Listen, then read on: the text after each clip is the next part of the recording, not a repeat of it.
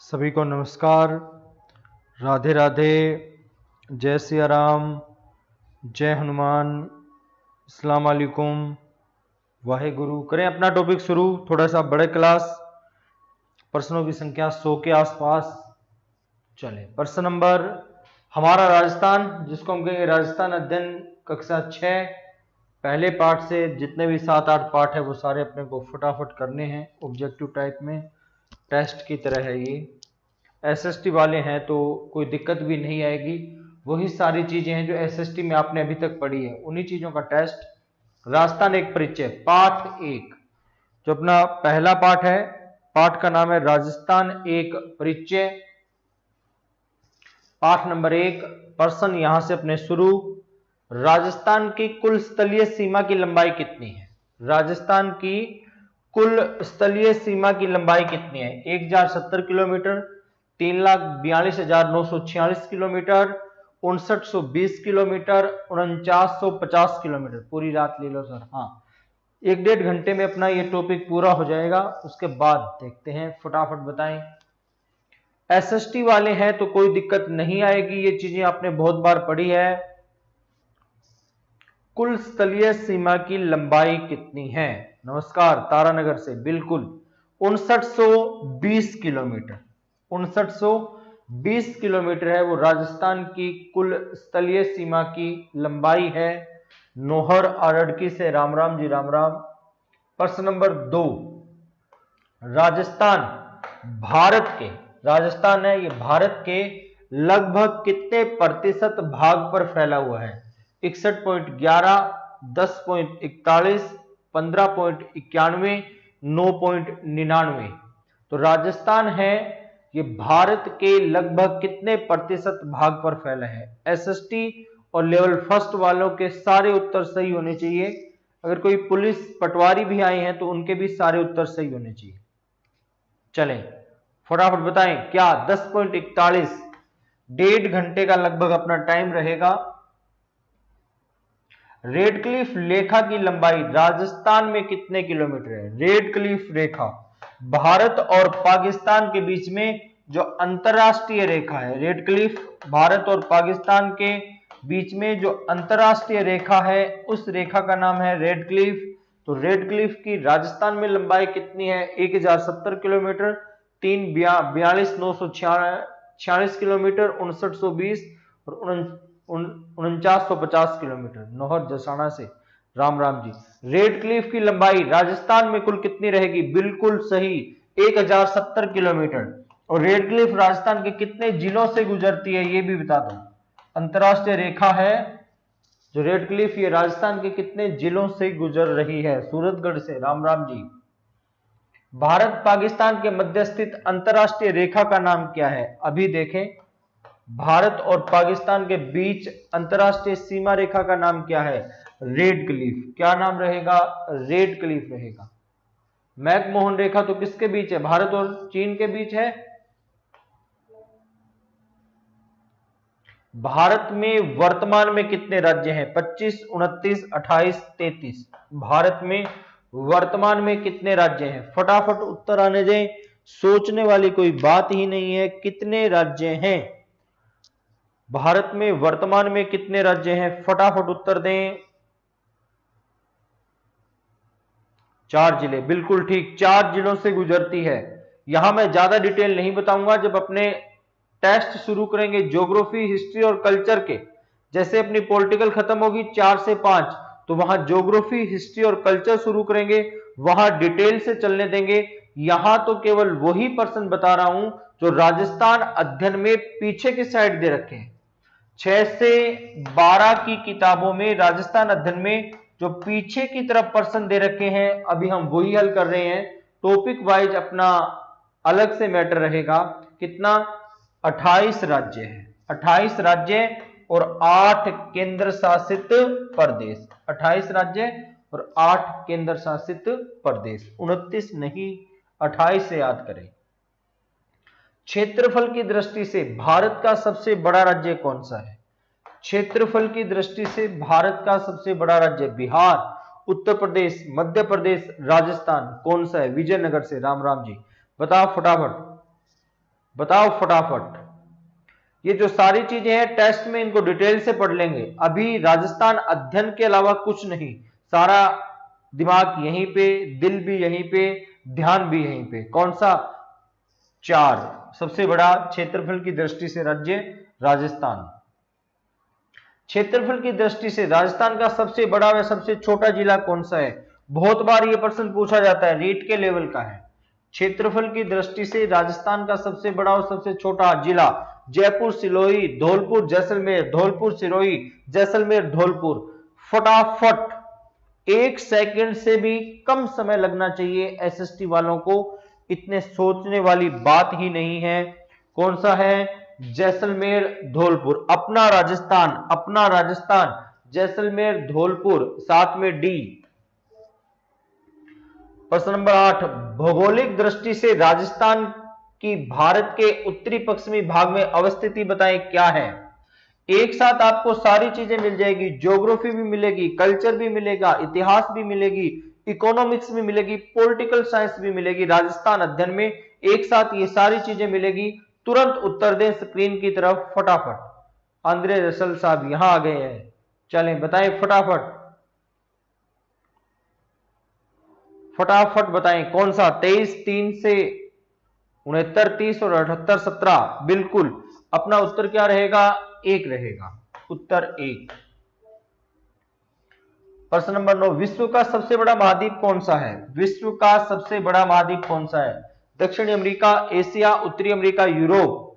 1 second से भी कम में आपका उत्तर आना चाहिए, सोचते ही उत्तर दें। विश्व का सबसे बड़ा महाद्वीप कौन सा है?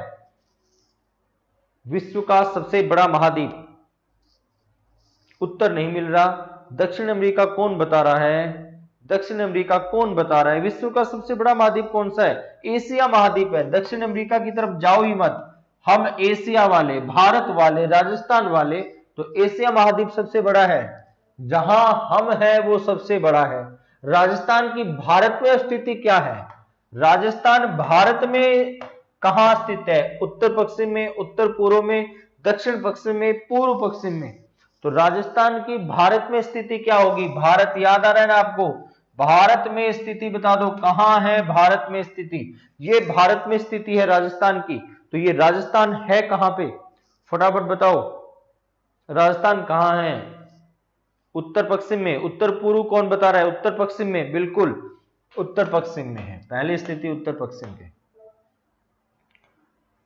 कोटा, बूंदी, बारां, झालावाड़ किस संभाग में स्थित है? कोटा, बूंदी, बारां, झालावाड़ किस संभाग में स्थित है? भरतपुर में, जयपुर में, कोटा में, उदयपुर में। फटाफट बताएं, कोटा, बूंदी, बारां, झालावाड़ कहां स्थित है?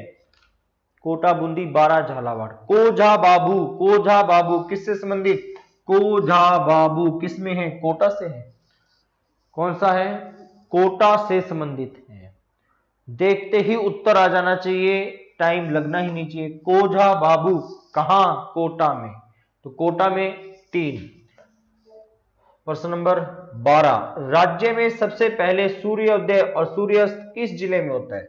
राजस्थान में सबसे पहले सूरज कहां उगता है और सबसे पहले सूर्य अस्त भी कहां होता है, यह बताने अपने को। भरतपुर में, धौलपुर में, जैसलमेर में, उदयपुर में।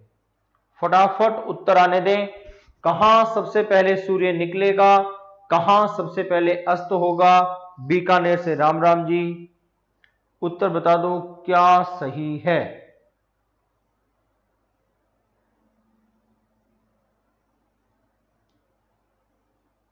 क्या सही है? धौलपुर। चलें ठीक।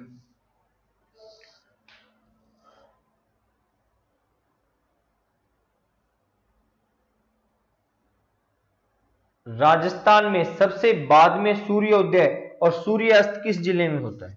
राजस्थान में सबसे बाद में सूर्योदय और सूर्यास्त किस जिले में होता है? भरतपुर में, धौलपुर में, जैसलमेर में, उदयपुर में। वहां सबसे पहले पूछा जा रहा था, यहां सबसे बाद में।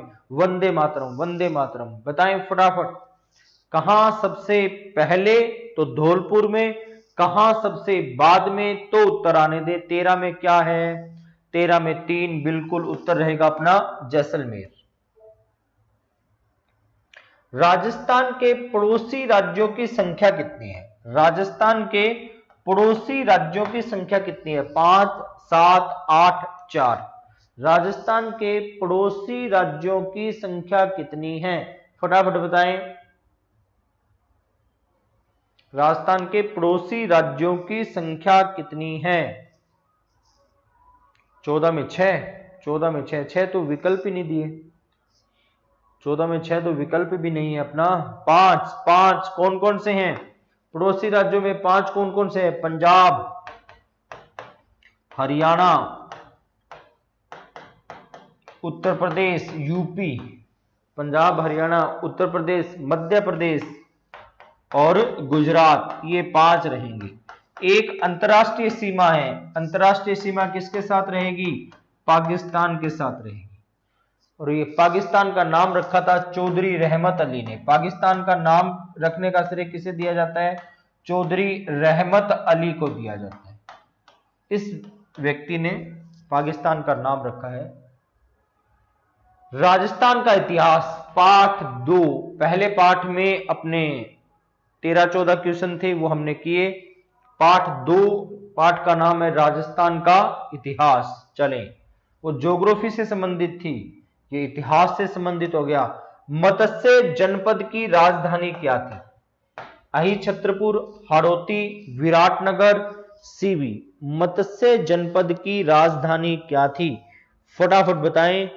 मत्स्य जनपद की राजधानी क्या थी? अहि छत्रपुर, हाड़ौती, विराटनगर, सीवी। फटाफट आने दें। नोहर से राम राम जी, राम राम। फटाफट उत्तर दें। विराटनगर, बिल्कुल ठीक। मत्स्य संघ की राजधानी थी वो, मत्स्य जनपद की राजधानी थी वो विराटनगर। प्रश्न नंबर 2, कोटा बूंदी का क्षेत्र क्या कहलाता है? शेखावाटी, मालव, वागड़, हाड़ौती। कोटा बूंदी का क्षेत्र क्या कहलाता है? शेखावाटी, मालव, वागड़, हाड़ौती। फटाफट बताएं, कोटा बूंदी का क्षेत्र क्या कहलाएगा? कौन सा क्षेत्र है कोटा बूंदी का? सारे प्रश्न राजस्थान अध्ययन से संबंधित रहेंगे और आज हम कक्षा 6 करेंगे।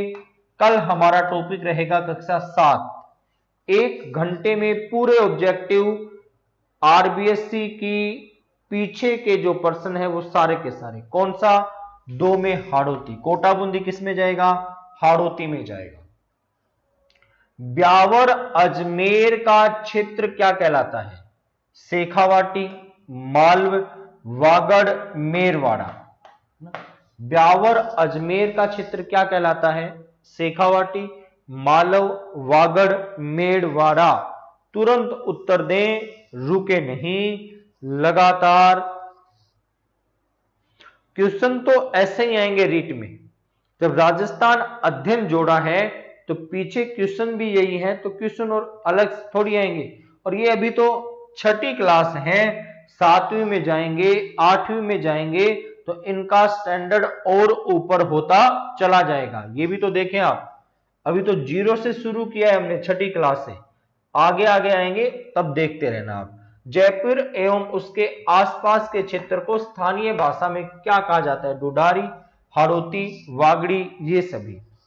जयपुर और उसके आसपास का क्षेत्र क्या कहलाता है? अभी तो 6ठी है, 12वीं तक जाएंगे जब आपके समझ में आ जाएगा। पेपर में प्रश्न ऐसे ही आएंगे।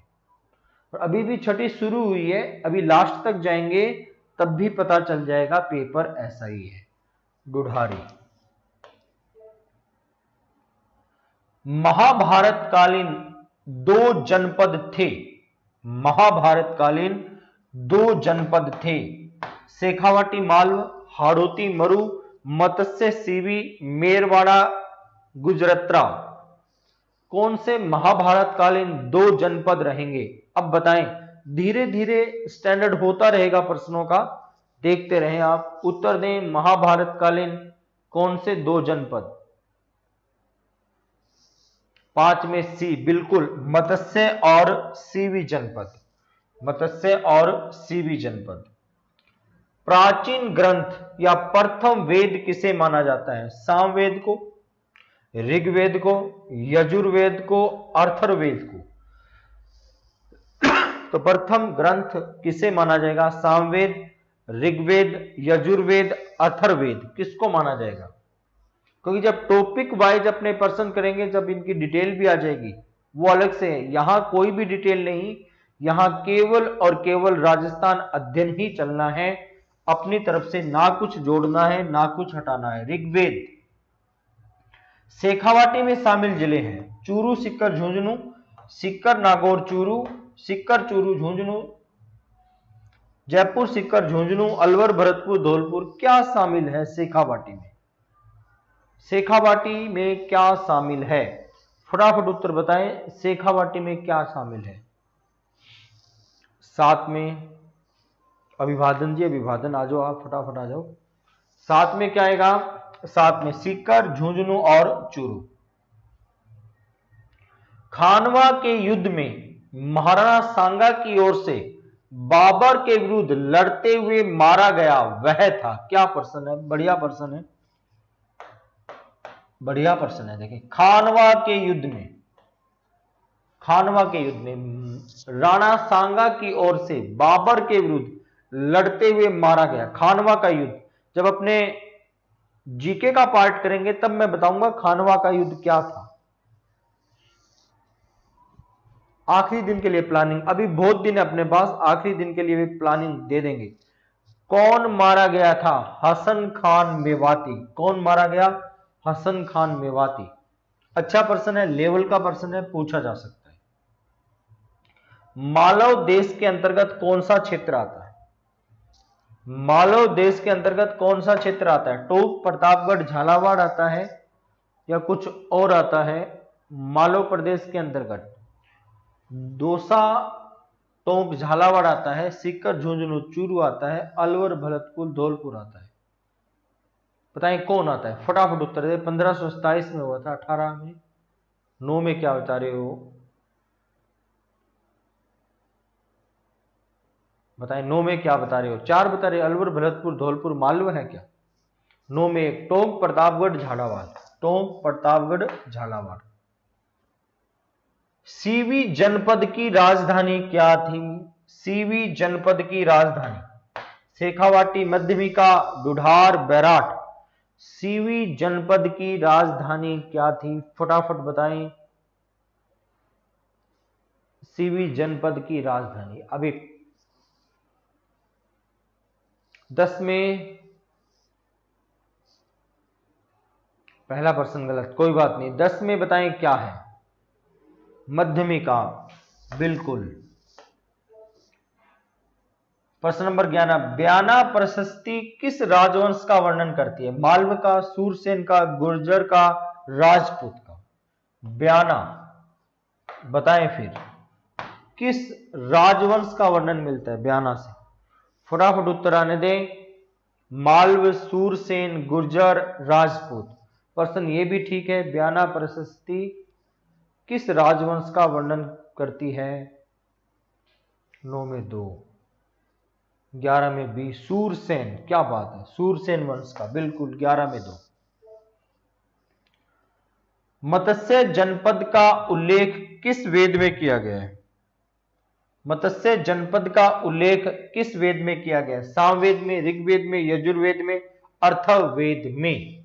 बताएं, मत्स्य जनपद का उल्लेख किस वेद में किया गया है? कितना बड़ा नाम है, इंपॉर्टेंट लग रहा है पर्सन भी। मत्स्य जनपद का उल्लेख 12 में क्या है? 12 में बी, बिल्कुल ऋग्वेद में किया गया। 12 में बी, ऋग्वेद में किया गया।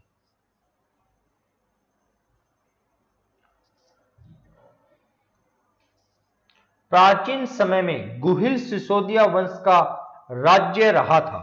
प्राचीन समय में गुहिल सिसोदिया वंश का राज्य कहां रहा था? मेवाड़ में, अजमेर, मेरवाड़ा में, शेखावाटी में, गुजरातरा में? बताएं, गुहिल सिसोदिया वंश का राज्य कहां था? मेवाड़ में था, अजमेर, मेरवाड़ा में था, शेखावाटी में था, कहां रहेगा? फटाफट उत्तर दें। मेवाड़, बिल्कुल ठीक।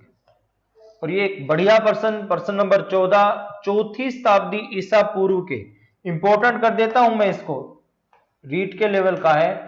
चौथी शताब्दी ईसा पूर्व के यूनानी लेखकों ने सिकंदर के समय किस जनपद का उल्लेख किया है? क्या बढ़िया प्रश्न है। चौथी शताब्दी ईसा पूर्व के यूनानी लेखकों ने सिकंदर के समय किस जनपद का उल्लेख किया है? सीवी का, मेदपाट का, सूरसेन का, कुरु का? बताएं।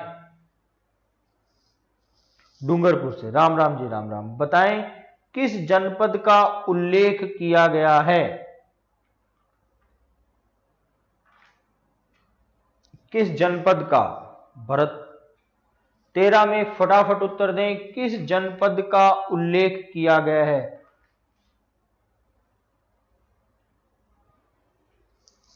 सूरसेन का किया गया ना। भरतपुर, धौलपुर, करौली। भरतपुर, धौलपुर, करौली। किसका? भरतपुर, धौलपुर, करौली, सूरसेन का। चलें आगे। चलें। इतिहास जानने के स्रोत। छठी का तीसरा पाठ, इतिहास जानने के स्रोत। 2 पाठ पूरे, 25-26% भी हो गए। वंश भास्कर नामक पुस्तक के लेखक कौन है? बहुत बार यह प्रश्न पूछा जाता है। वंश भास्कर नामक पुस्तक के लेखक कौन है? सूर्यमल मिश्रण, बांकीदास, दयालदास, श्यामलदास। तो वंश भास्कर पुस्तक के लेखक कौन है? उत्तर आना चाहिए तुरंत अपना। वंश भास्कर, पुराने पेपर देखना, प्रश्न बार बार पूछा जा रहा है। ये कौन सा? एक, सूर्यमल। बहुत बार यह प्रश्न पूछा गया है। वंश भास्कर के लेखक। पृथ्वीराज विजय नामक महाकाव्य के लेखक कौन है? पृथ्वीराज विजय के लेखक कौन है? सूर्यमल मिश्रण है, जयानक है, दयालदास है, श्यामलदास है। यहां से पेपर में प्रश्न पूछा जाएगा। छोटी छोटी चीजें हैं लेकिन निश्चित रूप से पेपर के लिए उपयोगी है, पेपर में आने वाली चीजें हैं। तो पृथ्वीराज विजय नामक महाकाव्य किसने लिखा है? प्रश्न नंबर 2 का उत्तर आने दे। पृथ्वीराज विजय किसका है? पृथ्वीराज विजय जयानक का है, जयानक का। बहुत बढ़िया। प्रश्न नंबर 3, हमीर महाकाव्य के लेखक कौन है? सूर्यमल मिश्र, जयानक, नैनचंद सूरी, श्यामलदास। हमीर महाकाव्य के लेखक कौन है? ये वो प्रश्न आ रहे हैं जो हर कंपटीशन में पूछे जाते हैं। किताबों के लेखक पूछे ही पूछे जाते हैं। कौन है हमीर महाकाव्य के लेखक? हमीर महाकाव्य। 2 में 2 तो ठीक था। 3 का उत्तर दें। 3 में क्या रहेगा? हमीर महाकाव्य किसका है? नैनचंद सूरी का। बहुत बढ़िया, बहुत बढ़िया। मतलब एसएसटी वालों ने तैयारी कर रखी है। कानड़ दे प्रबंधन के लेखक कौन है? कानड़ दे प्रबंध के लेखक कौन है? पद्मनाभ, जानक, दयालदास, श्यामलदास। मतलब ये प्रश्न अगर पुराने पेपर देखते हो तो हर पेपर में पूछे जाते हैं और छठी क्लास के तीसरे पाठ के हैं। सबसे बड़ी बात ये है। तो हमारे ये प्रश्न तो गलत होने नहीं चाहिए। हमारे ये प्रश्न तो किसी भी कीमत पर गलत होने नहीं चाहिए। छठी वाले बच्चे का उत्तर सही है तो अपना क्यों नहीं? कानड़ दे किसके? पद्मनाभ के। पद्मनाभ छठी वाले बच्चों को आते हैं तो हमें भी आने चाहिए। Annals and antiquities of Rajasthan के लेखक कौन है? Annals and antiquities of Rajasthan के लेखक कौन है? Colonel James Tod, Mohnot Nancy, चंद्र बरदाई, पद्मनाभ। पुस्तक के लेखक कौन है? फटाफट बताएं। कानड़ दे। हाँ, ये जालोर के थे। वो सारी में जब अपने टेस्ट शुरू करेंगे ना इतिहास के तो उसमें वो डिटेल बताई जाएगी। यहां तो केवल अपना राजस्थान अध्ययन ही है। 30 मार्च वाला राजस्थान अध्ययन ही है। उसमें ना कुछ जोड़ेंगे ना कुछ हटाएंगे, केवल ऑब्जेक्टिव प्रश्न ही बताने हैं आपको। प्रशंसा में लिखे गए अभिलेख को क्या कहा जाता है? प्रशस्ति कहा जाता है, उत्खनन कहा जाता है, स्तंभ लेख कहा जाता है, ताम्रपत्र कहा जाता है। किसी भी राजा महाराजा की प्रशंसा में जो लेख लिखे जाते थे, अभिलेख लिखे जाते थे, उनको किस नाम से जाना जाता है? उनको किस नाम से जाना जाता है वो हमें बताना है। फटाफट बताएं, उनको किस नाम से जाना जाएगा? राजाओं महाराजाओं के छठे में एक बॉल बॉल बहुत बहुत बढ़िया लगे रहो। 6 प्रश्न थे।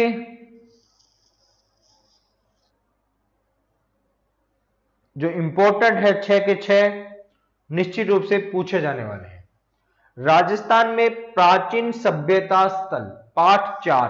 राजस्थान में प्राचीन सभ्यता के स्थल पाठ का नाम रहेगा और पाठ कौन सा है?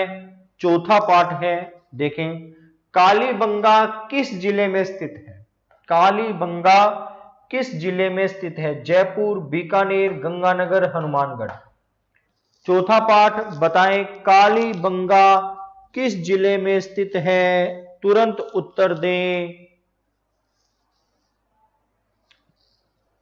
1 में 4 बिल्कुल किस जिले में है? हनुमानगढ़ में है।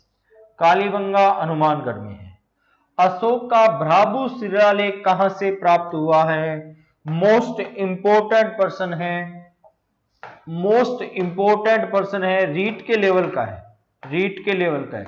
अशोक का भ्राभु शिलालेख कहां से मिला है? बैराट से, आहट से, गणेश्वर से, बालाथल से। फटाफट बताएं, अशोक का भ्राभु शिलालेख कहां से मिला है? बैराट से, आहट से, गणेश्वर से, बालाथल से। यह भी प्रश्न बहुत बार आ चुका है पेपर में, एक भी प्रश्न गलत नहीं होना चाहिए। कहां से मिला है? बैराट से। चले प्रश्न नंबर 3, नाचता हुआ पक्षी किस सभ्यता की विशेषता है? नाचता हुआ पक्षी किस सभ्यता की विशेषता है? बैराट की, आहड़ की, गणेश्वर की, बालाथल की। फटाफट बताएं, नाचता हुआ पक्षी कहां से मिला है? किस सभ्यता का है? बैराट का, आहड़ का, गणेश्वर का, बालाथल का। किसका है? बैराट का है। बहुत बढ़िया। कईयों ने तो डीपली अच्छे से पढ़ रखी है पूरी किताब, जो उत्तर तुरंत आ रहे हैं उनके। किस सभ्यता में? ये प्रश्न भी बहुत बार पूछा जाता है, इंपोर्टेंट कर लेते हैं अपने इस प्रश्न को भी।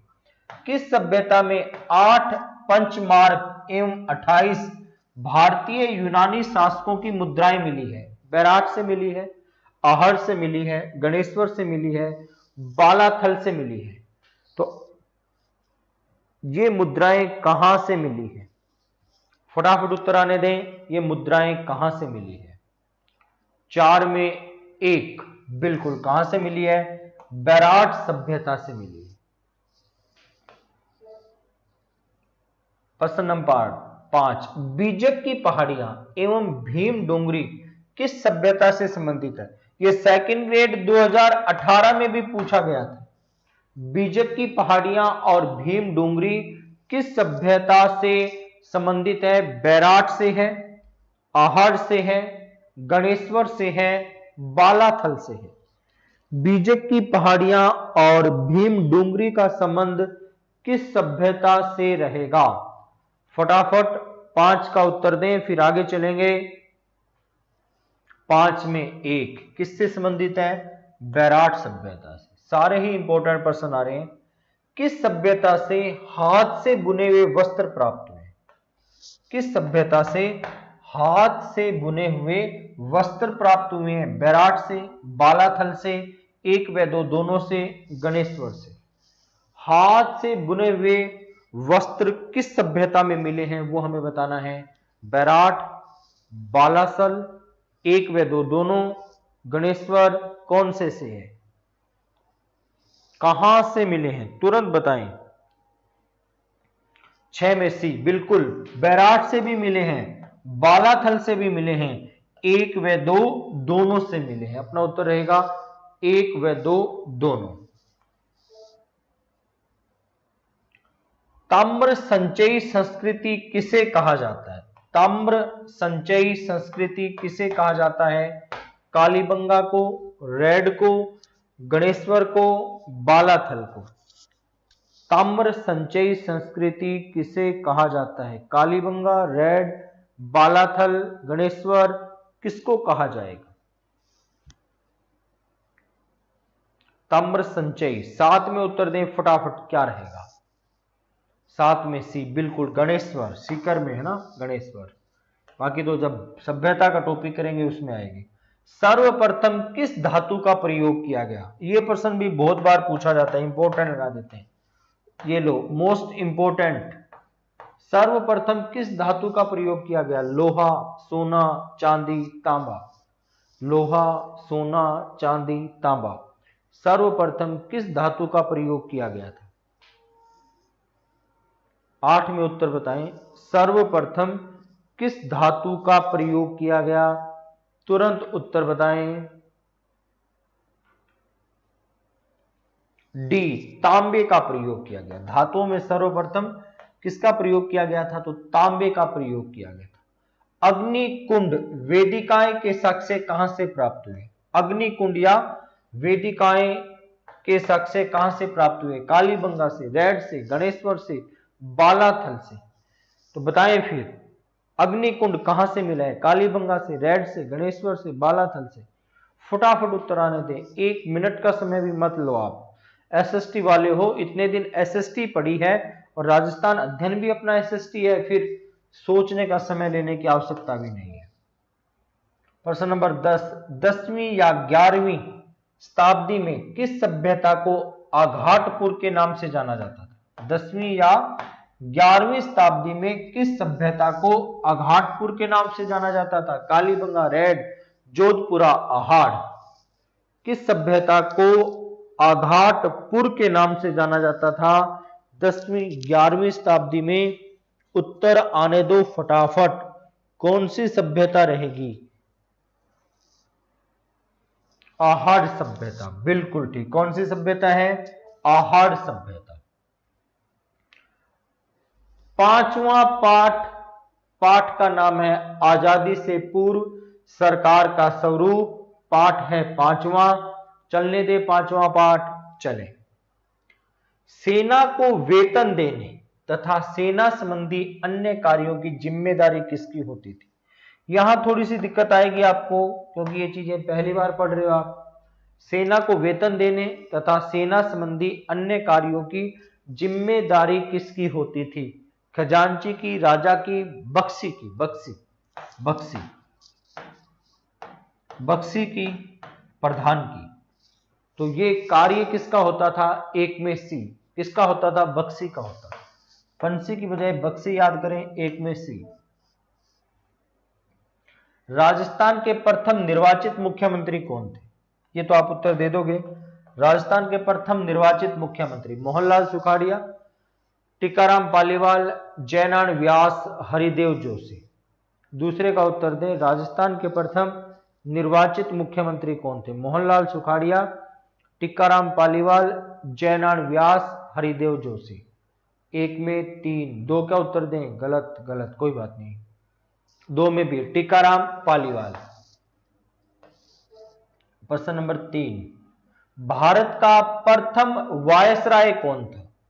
यह भी प्रश्न ठीक लग रहा है ना, इतिहास में पूछ लिया जाता है। भारत का प्रथम वायसराय कौन था? William Bentinck, Mountbatten, Lord Canning, Tikaram Paliwal.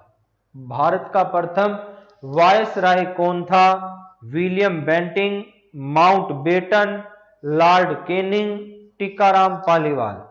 तो कौन रहेगा भारत का प्रथम? 3 में 1 क्यों बता रहा है? विलियम बेंटिंग तो सती प्रथा उधर नहीं था क्या? पहला पूछा जा रहा है कौन था? लॉर्ड कैनिंग, है ना। 1857 की क्रांति के बाद गवर्नर जनरल का पद नाम बदल करके क्या रख दिया था? वायसराय, है ना। तो पहला वायसराय कौन रहेगा? लॉर्ड कैनिंग रहेगा, लॉर्ड कैनिंग। राज्य की सबसे छोटी इकाइयों को क्या कहा जाता था? राज्य की सबसे छोटी इकाई को क्या कहा जाता था? राज्य कहा जाता था, ग्राम कहा जाता था, जागीर कहा जाता था, रियासत कहा जाता था। राज्य की सबसे छोटी इकाई को क्या कहा जाता था? राज्य, ग्राम, जागीर, रियासत क्या कहा जाता था? 4 में 2, बिल्कुल। क्या कहा जाता था? ग्राम कहा जाता था। राजस्थान की प्रथम विधानसभा के चुनाव कब हुए? राजस्थान की प्रथम विधानसभा के चुनाव कब हुए? 1952 में, 1956 में, 1954 में, 1949 में। तो राजस्थान की प्रथम विधानसभा के चुनाव कब होते हैं? उत्तर दो फटाफट। राजस्थान की प्रथम विधानसभा के चुनाव कब हुए? 5 में क्या आएगा? 5 में 1952, है ना। 1952 से 1957 पहली विधानसभा का कार्यकाल था। राज्य की संपूर्ण शक्ति का सर्वोच्च केंद्र कौन होता था? राज्य होता था, ग्राम होता था, राजा होता था, रियासत होता था। प्राचीन काल में राज्य की संपूर्ण शक्ति का सर्वोच्च केंद्र कौन होता था? राज्य, ग्राम, राजा, रियासत कौन होता था? फटाफट उत्तर दें। संपूर्ण शक्ति का सर्वोच्च कौन होता था? राजा होता था, बिल्कुल ठीक, राजा होता था। निम्न में से किस एक आदमी का कार्य है आमदनी और खर्च संतुलन बनाए रखना तथा बचत को सुरक्षित कर राजकोष में वृद्धि करना था? खजांची का, राजा का, बख्शी का, प्रधान का? कौन तो आय व्यय को निर्धारित और कौन संतुलित करता था? कौन राजकोष में वृद्धि करता था? कि कार्य किसका होता था? कौन करता था इतने सारे कार्य? 7 में क्या उत्तर आएगा? रुके मत, रफ्तार बनाए रखें, बिल्कुल। 7 में उत्तर क्या रहेगा? खजांची। 7 का उत्तर क्या है? खजांची। 1935 के भारत सरकार अधिनियम को लागू कब किया गया? देखिए 1935 का जो भारत सरकार अधिनियम आया, उस अधिनियम को लागू कब किया गया था? 1 अप्रैल 1935 को, 1 अप्रैल 1937 को, 1 अप्रैल 1939 को, 1 अप्रैल 1934 को। तो 1935 के अधिनियम को कब लागू किया गया था? फटाफट बताएं, 1935 के अधिनियम को लागू कब किया गया था?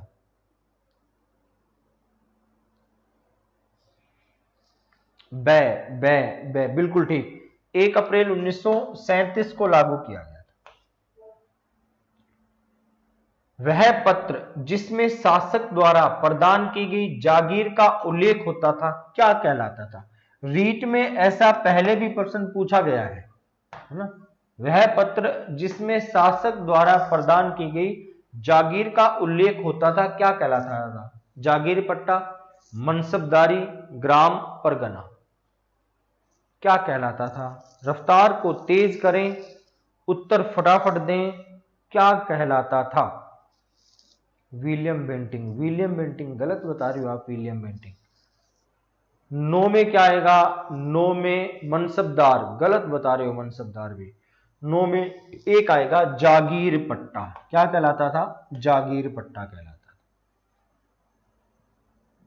पाठ 5 अपना पूरा, छठा पाठ राजस्थान के भौतिक स्वरूप। अर्थात देखिए सामाजिक अध्ययन में जब अपने राजस्थान अध्ययन कर रहे हैं, इसमें इतिहास, ज्योग्राफी, कल्चर, पॉलिटिकल साइंस सारा मिक्स आ रहा है, सारा मिक्स आ रहा है ना। तो छठा पाठ राजस्थान के भौतिक स्वरूप, ज्योग्राफी शुरू होगी यहां से। कौन सा भौतिक प्रदेश राजस्थान में स्थित नहीं है? अरावली पर्वत, पूर्वी मैदान, थार का मरुस्थल, हिमालय पर्वत। कौन सा भौतिक प्रदेश राजस्थान में स्थित नहीं है? कल क्या करेंगे? कल कक्षा 7 को करेंगे। कल कक्षा रहेगी 7, जो भी ऑब्जेक्टिव है वो सारे करेंगे अपने। कौन सा भौतिक प्रदेश राजस्थान में स्थित नहीं है? अरावली पर्वत, पूर्वी मैदान, थार का मरुस्थल, हिमालय। फटाफट उत्तर दें। 1 में 4, आसान था, उत्तर सही। प्रश्न नंबर 2, अरावली पर्वतमाला की सबसे ऊंची चोटी कौन सी है? अरावली पर्वतमाला की सबसे ऊंची चोटी कौन सी है? गुरु शिखर, एवरेस्ट, जरगा, कंचनजंगा। अरावली की सबसे ऊंची चोटी कौन सी है? उत्तर आने दो 1 सेकंड में ही, फटाफट। कौन सी अरावली की सबसे ऊंची चोटी है? गुरु शिखर 1722, है ना। गुरु शिखर 1722। रेत के टीले जो हवा के साथ अपना स्थान बदल लेते हैं क्या कहलाते हैं? रेत के टीले जो हवा के साथ अपना स्थान बदल लेते हैं क्या कहलाएंगे? बीहड़, धोरे, बंजर, उत्खात भूमि। क्या कहलाएंगे? फटाफट उत्तर आने दें। क्या कहलाएंगे? फटाफट उत्तर आने दें।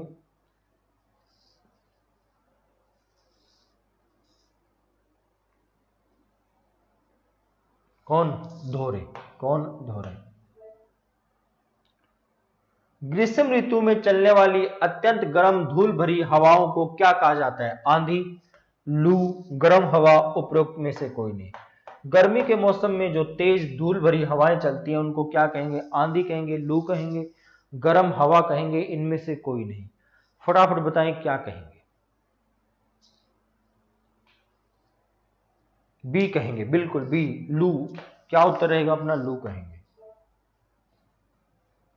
गुरु शिखर की ऊंचाई कितनी है? ये भी प्रश्न बहुत बार आता है। गुरु शिखर की ऊंचाई कितनी है? तो अभी हमने बता दिया था कि गुरु शिखर की ऊंचाई कितनी रहेगी? 1722। गुरु शिखर की ऊंचाई कितनी है? तो 1722 ऊंचाई रहेगी। मानचित्र पर, हाँ बहुत बढ़िया प्रश्न आ गया, इंपोर्टेंट प्रश्न, ऐसा ही प्रश्न पूछा जाएगा, इंपोर्टेंट लगा दिया। मानचित्र पर समान वर्षा वाले स्थानों को जोड़ने वाली काल्पनिक रेखा क्या कहलाती है? बहुत बढ़िया प्रश्न, रीट के लेवल का प्रश्न। देखें, मानचित्र पर समान वर्षा वाले स्थानों को जोड़ने वाली काल्पनिक रेखा क्या कहलाती है? समवर्षा रेखा, अक्षांश रेखा, समताप रेखा, समदाब रेखा। क्या कहलाएगी? उत्तर आने दो एक ही सेकंड में। 6 में 1, बिल्कुल समवर्षा रेखा। इंपॉर्टेंट प्रश्न है ये, समवर्षा रेखा। सर्वाधिक वर्षा वाला जिला कौन सा है? जैसलमेर, झालावाड़, माउंट आबू, डूंगरपुर। सर्वाधिक वर्षा वाला जिला कौन सा है? जैसलमेर, झालावाड़, माउंट आबू, डूंगरपुर। बताएं कौन सा सर्वाधिक वर्षा वाला जिला है? 7 का उत्तर दें फटाफट। 7 में कौन सा सर्वाधिक वर्षा वाला जिला? 7 में बी, बिल्कुल झालावाड़। सर्वाधिक वर्षा प्राप्त करने वाला स्थान कौन सा है? पहले तो जिला पूछ लिया, अब स्थान पूछ रहे हैं कौन सा है। जैसलमेर है, झालावाड़ है, माउंट आबू है, डूंगरपुर है। बताएं कौन सा रहेगा?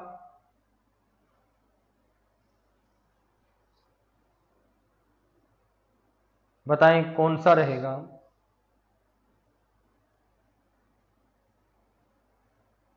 कौन सा रहेगा?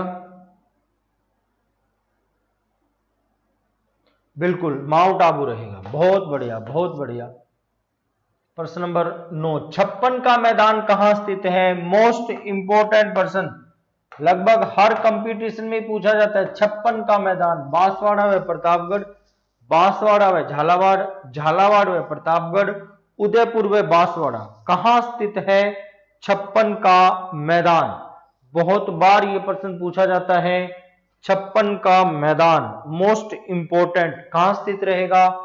बांसवाड़ा व प्रतापगढ़ में। कहां स्थित रहेगा? बांसवाड़ा व प्रतापगढ़ में। मेसा का पठार कहां स्थित है? मेसा का पठार बांसवाड़ा में, उदयपुर में, प्रतापगढ़ में, चित्तौड़गढ़ में। मेसा का पठार कहां स्थित है? प्रश्न नंबर 10 का उत्तर दें। मेसा का पठार कहां है? बांसवाड़ा, उदयपुर, प्रतापगढ़, कहां स्थित रहेगा? चित्तौड़गढ़ में। बहुत बढ़िया, कहां स्थित है? चित्तौड़गढ़ में। प्रश्न निश्चित रूप से रीट में आएंगे। छठा पाठ अपना पूरा, 7वां पाठ शुरू। पाठ का नाम है जल संसाधन एवं संरक्षण, कक्षा 6, पाठ 7। जल संसाधन एवं संरक्षण 7वां पाठ अपना शुरू करते हैं। लगे रहो पोषाहार के चक्कर में। बनास किस नदी की सहायक नदी? बनास किस नदी की सहायक नदी है? चंबल की, लूनी की, बाण गंगा की, माही की। लगे रहो पोषाहार में। किसकी सहायक नदी है? बनास नदी। चंबल, लूनी, बाण गंगा, माही। सातवां पाठ शुरू किसकी? बिल्कुल चंबल नदी की सहायक नदी। माही बजाज सागर परियोजना कहां विकसित की गई है? माही बजाज सागर परियोजना कहां विकसित की गई है? बांसवाड़ा में, डूंगरपुर में, उदयपुर में, कोटा में। चीजें आसान हैं लेकिन इंपॉर्टेंट है, पेपर में बार बार में ये चीजें पूछी जाती है। तो माही बजाज परियोजना का संबंध किससे है? बांसवाड़ा से है, डूंगरपुर से है, उदयपुर से है या कोटा से है? उत्तर क्या रहेगा अपना? बांसवाड़ा से है। उत्तर रहेगा अपना बांसवाड़ा। पश्चिमी राजस्थान में जल संरक्षण के लिए घर में बनाएगी कुएं-नुमा संरचना क्या कहलाती है? रीट आरटेट 2011 में भी ये प्रश्न पूछा गया था। आरटेट 2011 में भी पूछा गया है, रीट 2016 में भी पूछा गया है। 2 बार आ चुका है ये प्रश्न, इंपॉर्टेंट मान लेते हैं इस प्रश्न को भी। तो उत्तर बताएं क्या कहलाती है पश्चिमी राजस्थान में जल संरक्षण के लिए घर में बनाएगी कुएंनुमा संरचना? खड़ीन, जोहड़, टांका, इनमें से कोई नहीं। क्या कहलाएगी? फटाफट उत्तर बताएं। टांका कहलाएगी, टांका। अर्जुन की गंगा किस नदी को कहा जाता है? बाणगंगा, सोम, माही, बनास। तो अर्जुन की गंगा कौन सी है? अर्जुन की गंगा कौन सी रहेगी? बाणगंगा को अर्जुन की गंगा के नाम से जाना जाएगा। बाणगंगा है वो क्या है? अर्जुन की गंगा है। घना पक्षी राष्ट्रीय उद्यान राजस्थान के किस जिले में स्थित है? यह प्रश्न भी पूछा जाता है पेपर में। घना पक्षी राष्ट्रीय उद्यान राजस्थान के किस जिले में है? जयपुर में है, भरतपुर में है, उदयपुर में है, चित्तौड़गढ़ में है। घना पक्षी राष्ट्रीय उद्यान कहां पे स्थित रहेगा? तो अपना उत्तर क्या रहेगा? भरतपुर। कहां पे है? भरतपुर में। महाराजा सूरजमल वाला भरतपुर। ये तो वही है। पश्चिमी राजस्थान में जल संरक्षण के लिए बनाई गई संरचना किस नाम से जानी जाती है? ठीक है, इसको तो रहने दो। निम्न में से खारे पानी की झील नहीं है। निम्न में से कौन खारे पानी की झील नहीं है? सांबर, पिछोला, पंचभद्रा, लूणकरण। कौन सी झील खारे पानी की नहीं है? सांबर है, पिछोला है, पंचभद्रा है, लूणकरण। कौन सी खारे पानी की नहीं है? तो 3 तो खारे पानी की है और एक है वो खारे पानी की नहीं है। वो बतानी है कौन सी नहीं है।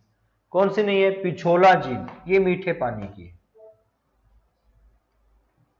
निम्न में से खारे पानी की झील कौन सी है? पुष्कर, पिछोला, पंचभद्रा, गढ़सीसर। कौन सी झील खारे पानी की है? पुष्कर, पिछोला, पंचभद्रा, गढ़सीसर। तो कौन सी झील खारे पानी की रहेगी? पंचभद्रा झील है वो किसकी रहेगी? खारे पानी की। पंचभद्रा झील है वो किससे संबंधित रहेगी? खारे पानी से संबंधित। कल अपने राजस्थान अध्ययन में कक्षा 7 को करेंगे, अच्छे से पढ़ के आना। राजस्थान अध्ययन कक्षा 7 को हम करेंगे हल। राज्य की सबसे ऊंचाई पर स्थित प्राकृतिक झील कौन सी है? राज्य की सबसे ऊंचाई पर स्थित प्राकृतिक झील बालसमंद झील, पिछोला झील, कायलाना झील, नक्की झील। तो कौन सी झील है वो सबसे अधिक ऊंचाई पर स्थित है राजस्थान की प्राकृतिक झीलों में? उत्तर आने दो तुरंत। कौन सी झील? नक्की झील। ऐसा माना जाता है देवताओं ने अपने नाखूनों से खोद करके इस झील का निर्माण किया है। झीलों की नगरी किसे कहा जाता है? ये राजस्थान पुलिस 2020 में भी पूछा गया है। झीलों की नगरी कौन है? उदयपुर है, जयपुर है, अजमेर है, राजसमंद है। तो झीलों की नगरी किसको माना जाता है? उदयपुर को माना जाता है। झीलों की नगरी के नाम से कौन प्रसिद्ध? उदयपुर प्रसिद्ध। मानसी वाकल परियोजना किस जिले में स्थित है? सेकंड ग्रेड 2010 में और थर्ड ग्रेड 2009 में 2 बार यह प्रश्न पूछा गया है। मानसिक वाकल परियोजना कहां है? उदयपुर में है, डूंगरपुर में है, प्रतापगढ़ में है या राजसमंद में है? तो मानसिक वाकल परियोजना किससे संबंधित रहेगी? उदयपुर से संबंधित रहेगी।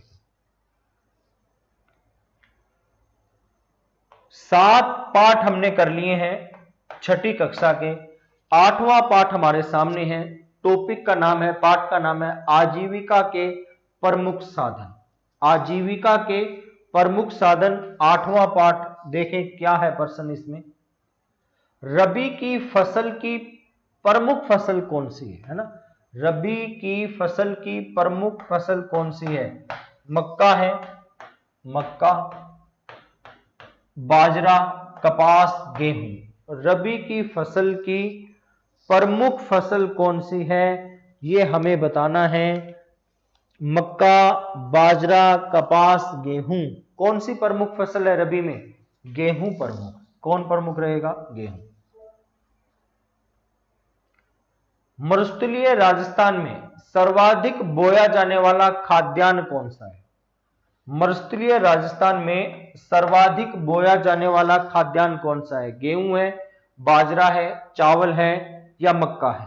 तुरंत बताएं कौन सा खाद्यान्न राजस्थान में सर्वाधिक बोया जा रहा है। मरुस्थलीय राजस्थान में सर्वाधिक बोया जा रहा है कौन सा खाद्यान्न है। बाजरा सर्वाधिक बोया जा रहा है। देश के माल को बाहर भेजना क्या कहलाता है। आयात कहलाता है, निर्यात कहलाता है, खनन कहलाता है, रोजगार कहलाता है। देश के माल को बाहर भेजना क्या कहलाएगा, तो क्या कहलाएगा, निर्यात कहलाएगा। क्या कहलाता है, निर्यात कहलाता है। अतिवृष्टि का अर्थ क्या है। सामान्य वर्षा, सूखा, अत्यधिक वर्षा, बहुत कम वर्षा। अतिवृष्टि का अर्थ क्या रहेगा। सामान्य वर्षा, सूखा, अत्यधिक वर्षा, बहुत कम वर्षा। तो बताएं फिर अतिवृष्टि किससे संबंधित है। बहुत अधिक वर्षा से संबंधित है। बहुत अधिक वर्षा से संबंधित है। खरबूजा, तरबूज व ककड़ी किस प्रकार की फसलें हैं। खरबूजा, तरबूज व ककड़ी किस प्रकार की फसलें हैं। रबी की फसल, खरीफ की फसल, जायद की फसल, इनमें से कोई नहीं।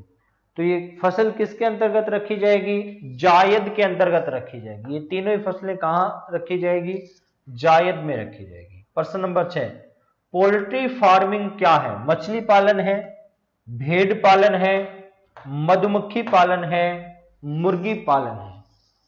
तो बताएं फिर किससे संबंधित रहेगा।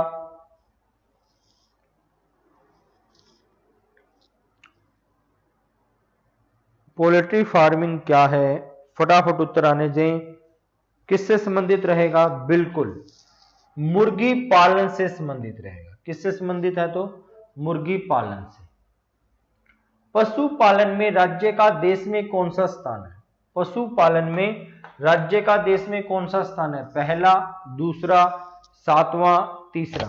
पशुपालन में राज्य का देश में कौन सा स्थान है। पहला, दूसरा, सातवां, तीसरा। कौन सा स्थान है, बिल्कुल सही, दूसरा स्थान है। राजस्थान में सर्वाधिक सिंचाई होती है नहरों से, तालाबों से, कुएं और ट्यूबवेल से, इनमें से सभी। राजस्थान में सर्वाधिक सिंचाई किससे होती है।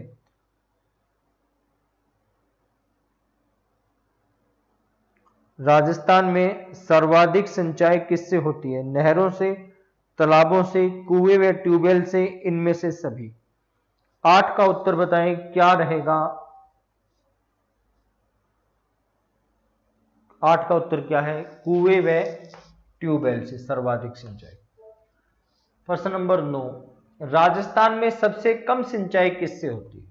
राजस्थान में सबसे कम सिंचाई किससे होती है। नहरों से, तालाबों से, कुएं व ट्यूबवेल से, इनमें से सभी।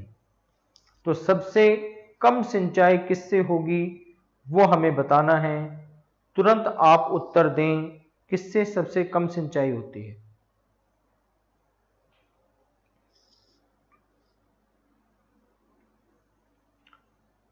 सबसे कम सिंचाई किससे होती है, तालाबों से होती है। सबसे कम सिंचाई किससे, तालाबों से।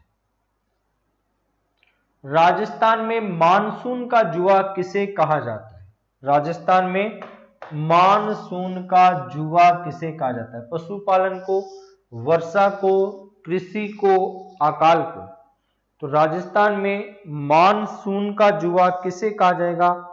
कृषि, पशुपालन, वर्षा, कौन सा है जो मानसून का जुआ कहलाता है? कौन सा है? कृषि को मानसून का जुआ कहा जाता है। राजस्थान में आधारभूत सेवाएं, पाठ 9वां है अपना।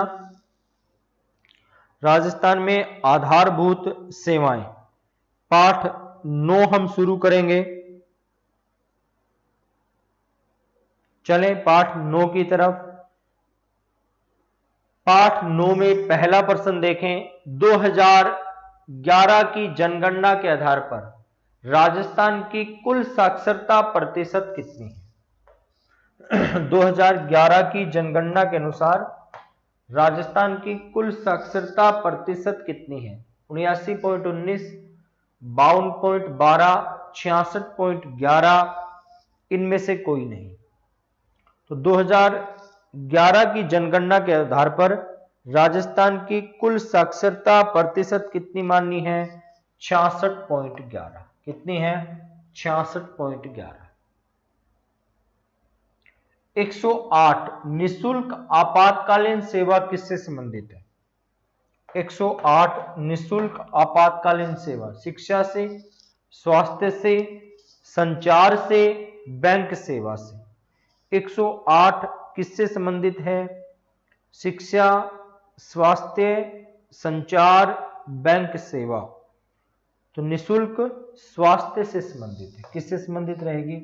स्वास्थ्य से संबंधित रहेगी। 2011 की जनगणना के आधार पर राजस्थान में महिला साक्षरता प्रतिशत कितनी है? 2011 की जनगणना के आधार पर राजस्थान में महिला साक्षरता प्रतिशत कितनी है? 79.19, 52.12, 66.11, इनमें से कोई नहीं। बताएं फोर, कितनी रहेगी? बिल्कुल सही, 52.12। कितनी रहेगी? 52.12%। राजस्थान में निशुल्क एवं अनिवार्य शिक्षा किस आयु वर्ग के बालकों के लिए है? राजस्थान में निशुल्क और अनिवार्य शिक्षा आरटीई किस आयु वर्ग के बालकों के लिए है? 7 से 14, 6 से 14, 6 से 15, 5 से 10। तो किस आयु वर्ग के बालकों के लिए रहेगी? 6 से 14 वर्ष के बालक बालिकाओं के लिए रहेगी। 6 से 14।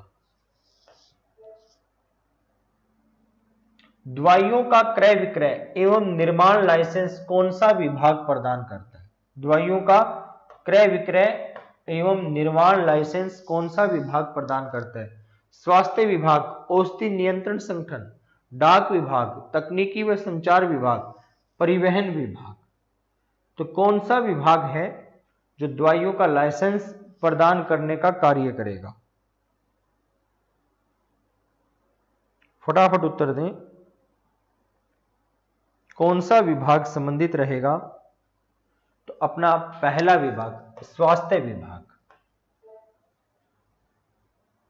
बैंक एक ऐसी संस्था है जो रेगिस्तान का व्यवसाय करती है। बैंक एक ऐसी संस्था है जो रेगिस्तान का व्यवसाय करती है। मुद्रा का, फिल्म का, सीमेंट का, उद्योग का। बैंक किसका व्यवसाय करेगा ये हमें बताना है। बैंक किसका व्यवसाय करेगा ये हमें बताना है। बैंक एक ऐसी संस्था है जो किसका व्यवसाय करती है? उत्तर आने दो। किसका व्यवसाय करेगी? मुद्रा का व्यवसाय करेगी। राजस्थान राज्य परिवहन निगम की स्थापना कब हुई? इंपॉर्टेंट प्रश्न। राजस्थान राज्य परिवहन पथ निगम की स्थापना कब हुई? 1 अक्टूबर 1965, 1 अक्टूबर 1967, 1 अक्टूबर 1966, 1 अक्टूबर 1964। तो राजस्थान राज्य परिवहन पथ निगम की स्थापना कब की जाती है? तुरंत उत्तर बताएं। राजस्थान राज्य परिवहन पथ निगम की स्थापना कब की जाती है? 1 अक्टूबर 1964 को की जाती है। कब की जाएगी? 1 अक्टूबर 1964 को। पश्चिमी रेलवे क्षेत्रीय प्रशिक्षण केंद्र कहां स्थित है? पश्चिमी रेलवे क्षेत्रीय प्रशिक्षण केंद्र कहां स्थित है? उदयपुर में, जैसलमेर में, कोटा में, बीकानेर में। कहां स्थित है? पश्चिमी रेलवे क्षेत्रीय प्रशिक्षण केंद्र कहां स्थित है? उदयपुर, जैसलमेर, कोटा, बीकानेर। कहां स्थित रहेगा? अपना उत्तर रहेगा उदयपुर में। निम्न में से कौन सा हवाई अड्डे भारतीय वायुसेना के अधीन है? बढ़िया प्रश्न है। निम्न में से कौन से हवाई अड्डे भारतीय वायुसेना के अधीन है? बीकानेर, सूरतगढ़, जैसलमेर, ये सभी। बीकानेर, सूरतगढ़, जैसलमेर, ये सभी कौन से हवाई अड्डे सेना के अधिकार क्षेत्र में है? तो अपना उत्तर क्या रहेगा? ये सभी सारे हवाई अड्डे किसके अधिकार क्षेत्र में रहेंगे? सेना के अधिकार क्षेत्र में रहेंगे। राजस्थान में सड़कों की सर्वाधिक लंबाई कहां है? राजस्थान में सड़कों की सर्वाधिक लंबाई बीकानेर में है, सूरतगढ़ में है, जैसलमेर में है, धौलपुर में है। तो राजस्थान में सड़कों की सर्वाधिक लंबाई कहां रहेगी? बीकानेर, सूरतगढ़, जैसलमेर, जोधपुर। अपना उत्तर क्या रहेगा? सर्वाधिक लंबाई है वो जोधपुर में रहेगी। कहां पे? जोधपुर में। लोक संस्कृति एवं कला, लोक संस्कृति एवं कला, छठी कक्षा का अपना अंतिम पाठ। लोक संस्कृति एवं कला छठी कक्षा का लास्ट पार्ट है आज के लिए, और कल आपको कक्षा 7 याद करनी है। सारे प्रश्न आपके सही होने चाहिए। चलें, प्रश्न नंबर 1, चूहों के कारण किस मंदिर को जाना जाता है? चूहों के कारण किस मंदिर को जाना जाता है? ब्रह्मा का मंदिर, करणी माता का मंदिर, महावीर जी का मंदिर, शिव जी का मंदिर। तो चूहों के कारण कौन सा मंदिर जाना जाएगा? करणी माता देशनोक का मंदिर। ऊंटों के देवता के रूप में किसकी पूजा की जाती है? कई बार आ चुका है ये प्रश्न। ऊंटों के देवता के रूप में किसकी पूजा की जाती है? रामदेव जी की, तेजा जी की, पाबू जी की, जसनाथ जी की। तो ऊंटों के देवता के रूप में किसकी पूजा की जाती है? पाबू जी की। बहुत बढ़िया। किसकी पूजा की जाएगी ऊंटों के देवता के रूप में? तो पाबू जी की, जिन्हें लक्ष्मण का अवतार भी माना जाता है। बाकी जब लोक देवता आएंगे तब इनको हम डिटेल से पढ़ेंगे। राजस्थान की मातृभाषा कौन सी है? राजस्थान की मातृभाषा कौन सी है? हाड़ौती, मारवाड़ी, राजस्थानी, मेवाड़ी। राजस्थान की मातृभाषा कौन सी है? हाड़ौती, मारवाड़ी, राजस्थानी, मेवाड़ी। तो जहां मातृभाषा का नाम आ जाएगा तो मातृभाषा कौन सी रहेगी? फटाफट उत्तर आने दें। मातृभाषा कौन सी रहेगी? हमें मातृभाषा बतानी है राजस्थानी। हम राजस्थान के, हमारी मातृभाषा भी राजस्थानी। खाटू श्याम जी का मंदिर किस जिले में स्थित है? सीकर में, जैसलमेर में, उदयपुर में, डूंगरपुर में। लखदातार मंदिर है ना। तो खाटू श्याम जी का मंदिर किस जिले में है? सीकर, जैसलमेर, उदयपुर, डूंगरपुर। तो खाटू श्याम जी का मंदिर कहां स्थित रहेगा? सीकर जिले में। कहां स्थित रहेगा खाटू श्याम जी का मंदिर? सीकर जिले में स्थित रहेगा, सीकर में। बहुत बढ़िया। राजस्थान के आदिवासियों का सबसे बड़ा मेला कौन सा है? Most important. राजस्थान के आदिवासियों का सबसे बड़ा मेला करणी माता का मेला, बेणेश्वर मेला, बाबा रामदेव का मेला, खाटू श्याम जी का मेला। बताएं फिर आदिवासियों का सबसे बड़ा मेला कौन सा है? बेणेश्वर धाम, है ना। फटाफट उत्तर बताएं, आदिवासियों का सबसे बड़ा मेला कौन सा रहेगा? सोचने की आवश्यकता नहीं है, बेणेश्वर धाम है। यह आदिवासियों का सबसे बड़ा मेला है। प्रश्न नंबर 6 सातुड़ी तीज कब बनाई जाती है? सावन की तीज अलग है, ये सातुड़ी तीज है, बड़ी तीज है ना। सातुड़ी तीज कब बनाई जाती है? श्रावण पक्ष तृतीया को, भादो कृष्ण पक्ष तृतीया को, श्रावण पक्ष सप्तमी को, श्रावण पूर्णिमा को। तो बताएं फिर सातुड़ी तीज कब बनाई जाती है? अभी 2-4 दिन पहले बनाई थी क्या सातुड़ी तीज, या 2-4 दिन पहले सावन वाली तीज बनाई थी? कौन सी तीज बनाई थी बताएं फिर। सातुड़ी तीज कब मनाई जाएगी? भाद्र कृष्ण पक्ष की तृतीया को, भाद्र कृष्ण पक्ष की तृतीया को बनाई जाएगी। 1585 में फतेहपुर सीकरी में अकबर से किस संत ने भेंट की? बहुत ही बढ़िया पर्सन, उच्च क्वालिटी का पर्सन, रीट के लायक पर्सन, पोषाहार खिलाने वाला पर्सन। तो 1585 में फतेहपुर सीकरी में अकबर से किस संत ने भेंट की? दादू दयाल ने, जसनाथ जी ने, जाम्बो जी ने, सरधानाथ जी ने। तो बताएं फिर अकबर की भेंट किससे हुई? किससे हुई? दादू दयाल से हुई। दादू दयाल से अकबर की भेंट हुई। प्रश्न नंबर 8, बिश्नोई संप्रदाय के प्रवर्तक कौन थे? बिश्नोई संप्रदाय के प्रवर्तक कौन थे? दादू दयाल, जसनाथ जी, जाम्बो जी, सरदानाथ जी। तो बताएं बिश्नोई संप्रदाय के प्रवर्तक कौन थे? बिश्नोई संप्रदाय के प्रवर्तक जाम्बो जी को माना जाता है। जाम्बो जी कौन थे? जाम्बो जी। किस संत का संबंध कतरियासर बीकानेर से है? किस संत का संबंध कतरियासर बीकानेर से है? दादू दयाल का, जसनाथ जी का, जाम्बो जी का, सरदानाथ जी का। किस संत का संबंध कतरियासर बीकानेर से है? उत्तर आने दो। किस संत का संबंध कतरियासर बीकानेर से है? किससे रहेगा? जसनाथ जी का। किसका रहेगा? जसनाथ जी का। अग्नि नृत्य वाले है ना, जसनाथ जी का। नाथ द्वार के समीप, नाथ द्वारा के समीप स्थित मालेला गांव किस कला के लिए प्रसिद्ध है? ये भी इंपॉर्टेंट है, पूछा जाता है, ये लोग इंपॉर्टेंट रहते हैं, पोषाहार खिला के जाएगा। नाथ द्वार के समीप स्थित मालेला गांव के किस कला के लिए प्रसिद्ध है? उस्ता कला, ये तो बीकानेर की है ना उस्ता कला। तो टेराकोटा, थेवा कला, ब्लू पोट्री। ये थेला की जगह थेवा कला है, थेवा कला, थेवा कला, प्रतापगढ़ वाली थेवा कला। तो बताएं फिर मालेला गांव किस कला के लिए प्रसिद्ध है? मालेला गांव किस कला के लिए प्रसिद्ध है? टेराकोटा के लिए। किसका? टेराकोटा के लिए।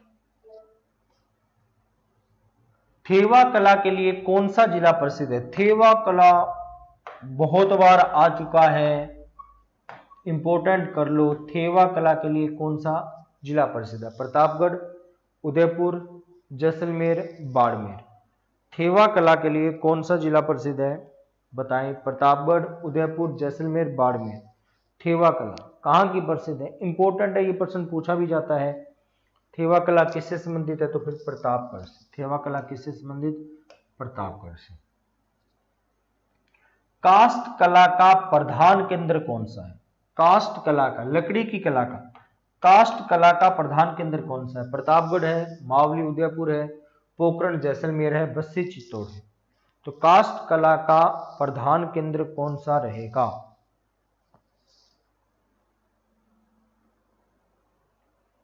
काष्ठ कला का प्रधान केंद्र कौन सा रहेगा? प्रतापगढ़। बहुत बढ़िया।